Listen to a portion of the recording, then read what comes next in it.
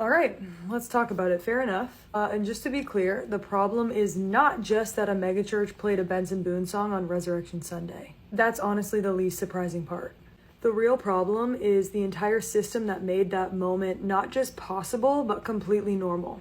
And for the record, I'm not coming at this from the outside. I was a megachurch worship leader, unpaid. I lived this, I believed in this, and honestly, I would have been mad in my own comment section a year ago. I didn't get it back then. It takes a deep level of self-awareness and a lot of painful honesty to start to see this clearly.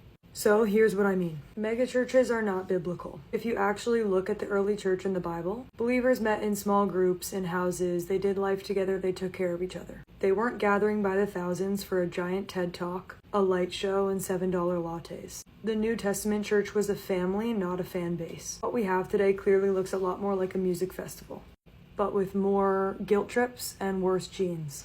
Number 2, power and money corrupt ministry. When your pastor is making 6 to 7 figures and your church is pulling in millions of dollars, ministry stops being about people and it starts being about protecting a brand. Jesus literally flipped tables when people used faith to profit off of people. If he flipped tables over money changers, just imagine what he would do to a $15 million worship center with VIP seating and merch tables. Spoiler alert, he probably wouldn't politely raise concerns. Number 3, ego over humility. Psychology backs this one up. Power actually changes your brain. It makes you less empathetic, more entitled, and less able to notice your own flaws. This is not just a generalization or a guess or me spewing my own opinions. This is real psychology and real studies. So when pastors start acting like celebrities, it's not just one bad apple. It's what happens when a system rewards charisma over character. Number 4, it trains people to be consumers, not disciples. When church becomes a production, people stop asking, how can I be transformed by this? And start asking, was the worship good today?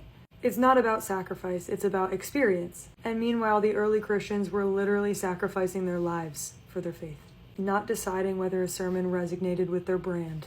That one I could make an entire video about. But number 5, serving the system over serving people. I know people are sincere. I know there's people pouring their hearts out. I was one of them. But sincerity doesn't change the fact that most of the time, what you're building isn't community. It's corporate machinery dressed up in scripture. If your service is just about keeping the machine running, booking bigger venues, funding the next conference, selling your merch, getting a good shot of the drummer, you're not building the kingdom, you're expanding the franchise. I already see you. I already see those people typing in the comments, not all mega churches, they're not all like that. Listen, I get it. I really do. There are absolutely individuals inside these institutions that genuinely love Jesus and are doing their best with what they've been given and are trying to live with integrity. But when the system itself is built on size, spectacle, money, power, and personality cults, even the best intentions get swallowed up.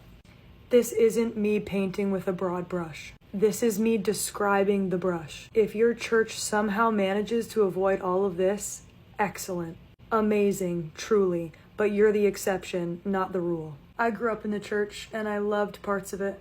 And leaving it wasn't about being hurt, bitter, or rebellious. It was about realizing that so much of what we were calling faith was really just a polished, profitable machine. Even though I don't believe in the same things that I used to, I can say with confidence that this was never the point. And if it took a Benson Boone song to be played on Easter Sunday morning to help a few people ask some better questions, I'm not even mad about it.